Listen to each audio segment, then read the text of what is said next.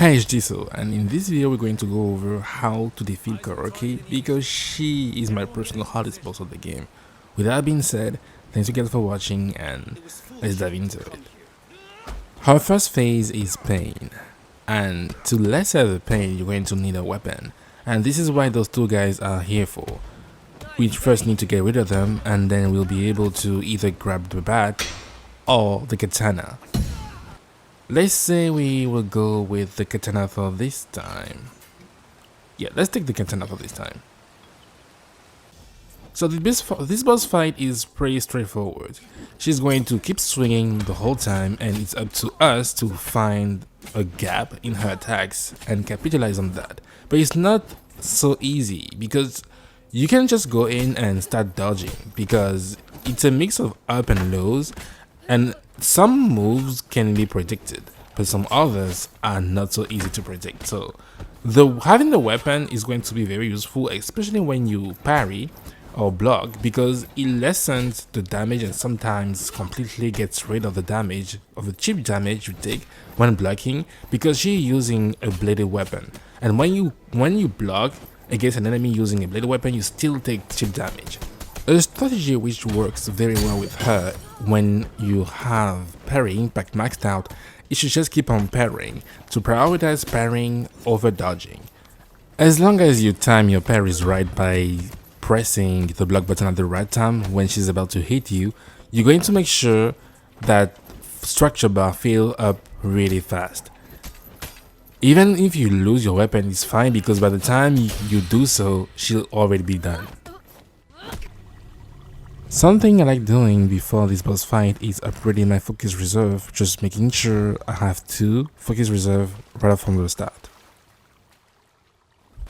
Something you should also keep in mind is that for every boss fight in the game, there is a weapon you can use, and a very good weapon you can use can also be found here.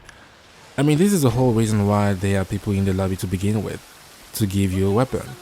And her staff is very good, so we're going to take it easily this time by throwing her over the ledge. And there you go, here's the weapon we're going to use. And since we upgraded our focus reserve, we can start the fight with vertical strikes and making sure we do a lot of damage right off the bat. The strategy remains the same. It's all about parrying and making sure we punish her when we do. This one attack where she spins is very good because you can get a lot of structure damage when she does so, but she only does it once in a while. This one she's going to do a lot, and you want to make sure you either dodge the last hit when she leaps into the air. You want to make sure you perfectly dodge it or parry, because this is going to give you a really good opportunity to punish her. We just keep on parrying. Just wait for her to do something and don't be too aggressive, because you're going to be very close to her and it's going to be very hard to read what she's doing. There she goes again, and you can see that structure bar filling up really fast when she do so.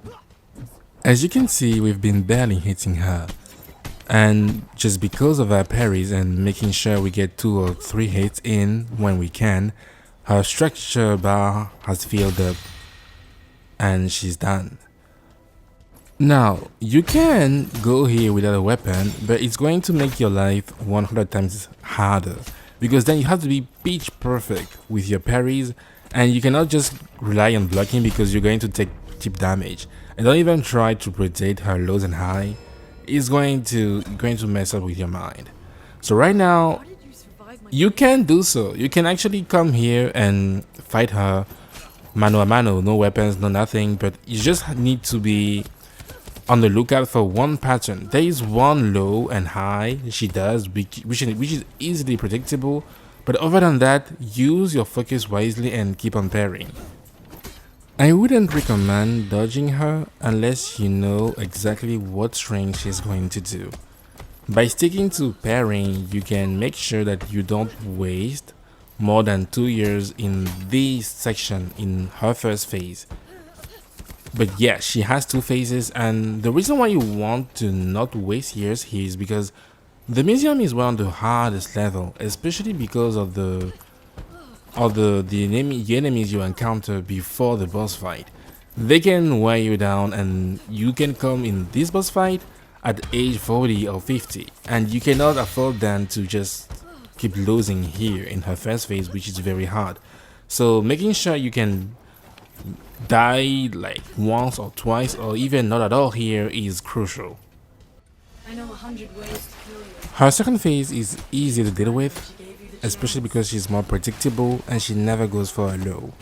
The bad thing is she still has some kunais which can inflict cheap damage if you keep on blocking. So the strategy is still the same, you have to keep parrying or dodging. But this time there is no threat of being hit by a low. When she's too close to you, she's going to do that one attack when she leaps into the air and throw a kunai at you.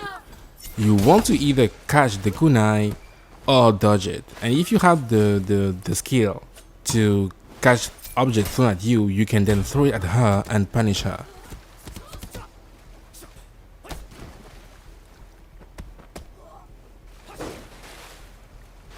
Again, we catch it, we wait for her to come to us, and then we throw it to make sure we get some more stun damage. She has two moves you should be on the lookout for.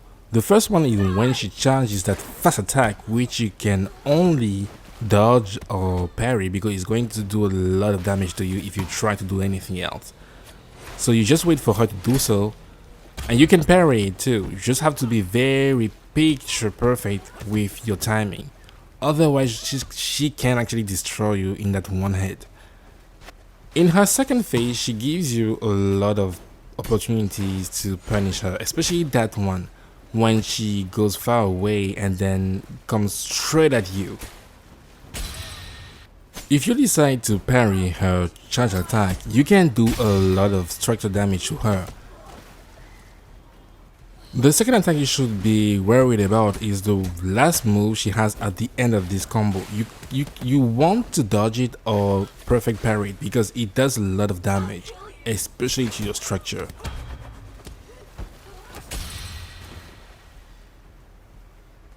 Basically, you can parry everything in the game. Just be sure that you pay attention to your structure bar and make sure it doesn't fill up just like that. Other than that, you will be fine. She's not a hard boss, she's just very annoying, especially in her first phase.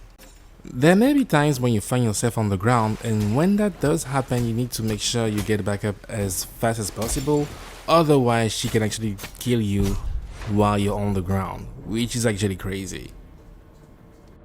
Hopefully you can use the tips provided in this video to help you defeat her as fast as possible and without dying.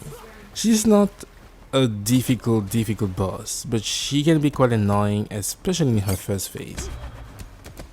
And just like that, Kuroki should be no more. Thanks you guys for watching, and if you like the video, find it instructive, be sure to drop a like, comment, and even subscribe. I see you guys next time when I rank the hardest bosses in the game.